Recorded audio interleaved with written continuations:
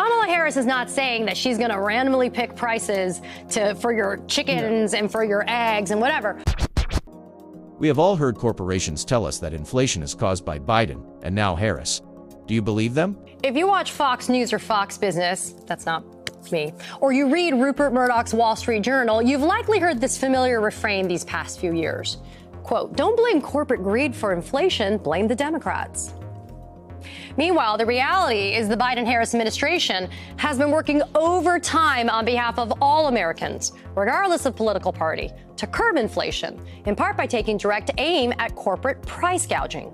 Even just yesterday, the Biden-Harris administration was in court trying to block a merger between two major grocery store chains, Kroger and Albertsons. The administration argued that this merger would mean less competition between grocery stores, which in turn would mean less competition for consumers or customers, allowing a new mega grocery store to set prices as high as it wants. During that hearing, Kroger's senior director for pricing admitted in a sworn testimony that when it came to products like milk and eggs, Kroger's raised prices more than they needed to, also known as price gouging. So yes, corporations really are raising prices on consumers more than they have to, and the only reason we would know about it is because the Biden-Harris administration is working to hold them to account. Faz, explain to the viewers why this Biden-Harris administration move to block this merger is so important for all Americans, regardless of their political party. Well, we know competition is the lifeblood of the economy, Katie. And when we have competition, it tends to create small businesses who are entrepreneurial. It means that you've got better quality products.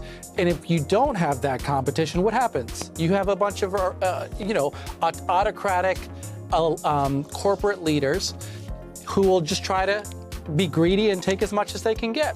And that's what you have with the Kroger-Albertsons merger. They want to drive out competition in so many towns and cities across America, jack up the price for all basic items.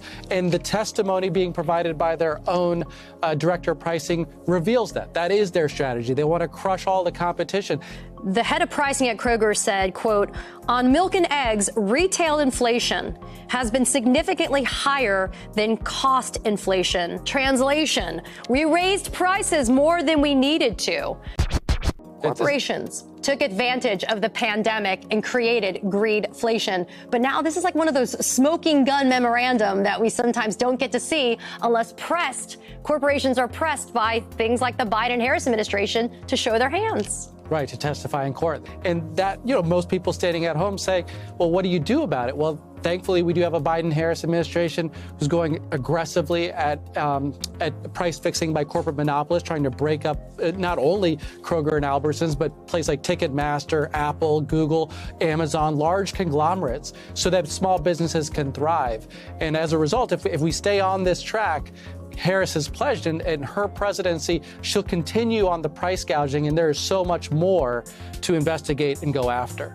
The DOJ Antitrust Division has brought a suit against a company called RealPage that sets algorithmic pricing for corporate landlords so they profit maximize. And through that case, we found that the landlords love the product because, quote unquote, it allows us to do price fixing. That's what we find through the DOJ antitrust case.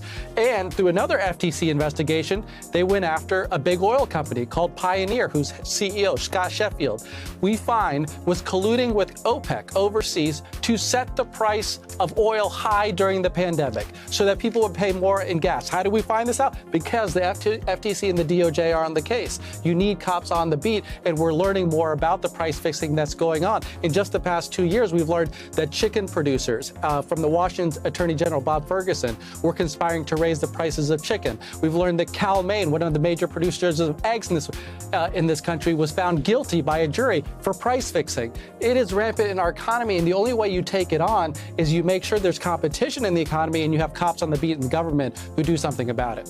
Kamala Harris is not saying that she's going to randomly pick prices for your chickens and for your eggs and whatever. What she's going to do is she's going to make sure that there's administrative agencies, and we could have a whole conversation about Chevron and how it destroyed that, but administrative agencies are going to be checking this and making sure and gatekeeping so that corporations aren't allowed to just set the prices whatever the heck they want to, and that American consumers are protected, right? Yes, all correct. And I would add that the government has always played a role in price negotiation, so that you can't just get away with exorbitant price abuse. And we see this in electric markets and water markets. How do you think those things are set? Those rates are set because the government plays a role in them. How does the Department of Defense purchase things? They negotiate prices. How does Medicare now negotiating prices with pharma? This is a good thing. This is how we prevent us from being gouged. Can you imagine Donald Trump and Republicans going after the billionaires? They are the ones feeding us the lies that it is Biden and Harris's fault. Biden and Harris are actually doing something about it. Actions speak louder than words.